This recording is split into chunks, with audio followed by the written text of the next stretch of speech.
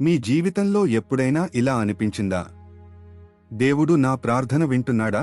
బైబిల్లో మత్తయి 7వ అధ్యాయం 7వ వచనంలో ఇలా వ్రాయబడింది: అడుగుడి మీకియ్యబడును, వెదకుడి మీరు కనుగొందురు, తట్టుడి మీకు తలుపు తెరవబడును. ఈ మాటలు కేవలం ఓ వాగ్దానం మాత్రమే కాదు, దేవుని హృదయాన్ని మనకు తెలియజేసే ఆహ్వానం. దేవుడు మనం ఆయన దగ్గరకు రావాలని కోరుకుంటాడు. మన కష్టాలు, మన భయాలు, మన ఆశలు అన్నిటితో ఆయనను వెదకాలని ఆయన కోరుతున్నాడు. మీరు అడిగితే దేవుడు వింటాడు. మీరు వెదికితే ఆయన మార్గం చూపుతాడు. మీరు తట్టితే ఆయన కృప తలుపులు తెరుస్తాయి. కాబట్టి ఈ రోజు నిరాశ పడకండి. దేవుని దగ్గరకు రండి. ప్రార్థనలో అడగండి. హృదయంతో వెదకండి.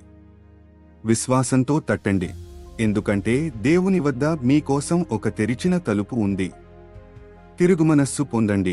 యేసు వైపు చూడండి. నేడే ఆయనను ఎంచుకోండి.